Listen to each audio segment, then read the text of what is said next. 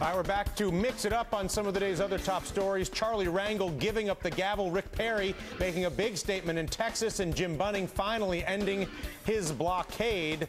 We begin, though, with Congressman Charlie Rangel's departure from the Ways and Means Committee. Rangel taking a, quote, leave of absence from a very powerful role as the committee chairman until an ethics panel completes an investigation that began with Rangel's corporate-funded trips to the Caribbean. That's fun. In recent weeks, Rangel has become a political liability for Democrats.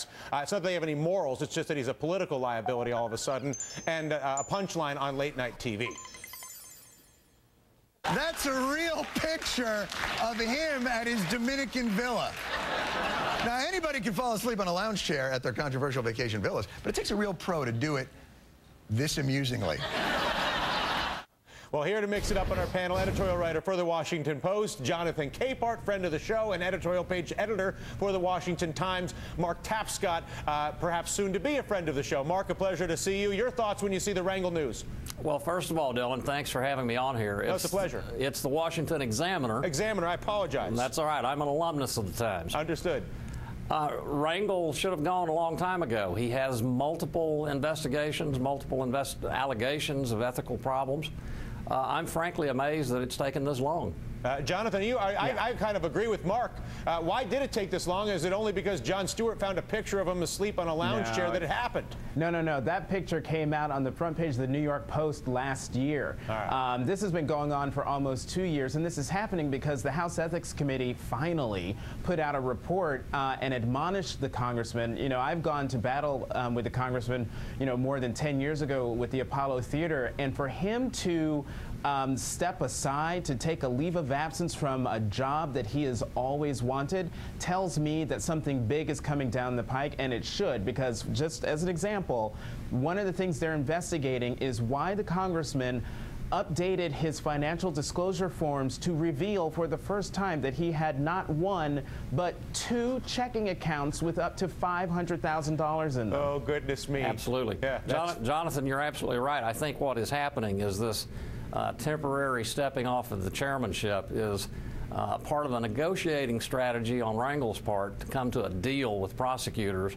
so that he doesn't have to go to jail ultimately. The key to this would be obviously no sign of a sudden moral backbone, ethics, or anything else. He just the water may be too hot. Next, a new sign of the power of the anti-Washington message. Texas Governor Rick Perry rode that wave to an easy victory in the GOP primary race on Tuesday, beating Senator Kay Bailey Hutchinson by a 21% margin. Perry ran for re-election on an anti-government platform effectively, even suggesting once last year that Texas could secede from the Union. That worthy of a couple of chuckles. But Jonathan, your thoughts on the Perry victory? Well, it's great for the in the primary process, but I wonder what's he going to do now that he's running against the popular former mayor of Houston, Mayor White. This is someone, Governor Perry swung so far over to the right to win the primary. I just wonder if he can tack to the center politically or actually maybe even physically. Mark, what do you think? Well, Jonathan, let me clue you in about Texas, my home state. There is no center.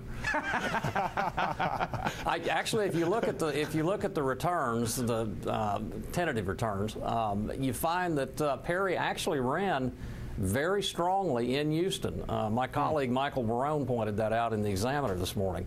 I think Perry is a rising star in American politics, and we're just beginning to get to know him. All right. Apparently, when your own party turns against you, the writing is on the wall. That may have been true for Rangel. It's also possibly true for Republican Senator Jim Bunning, who's finally ended his days-long blockade of an aid bill to help the unemployed, and the Senate passed it overwhelmingly as soon as Bunning stepped out of the way. That is good news for millions of Americans who will get their jobless benefits restored, and for thousands of furloughed federal workers who've now been called back to work. Bunning, who is not running for re-election, was concerned about federal aid further adding to the deficit.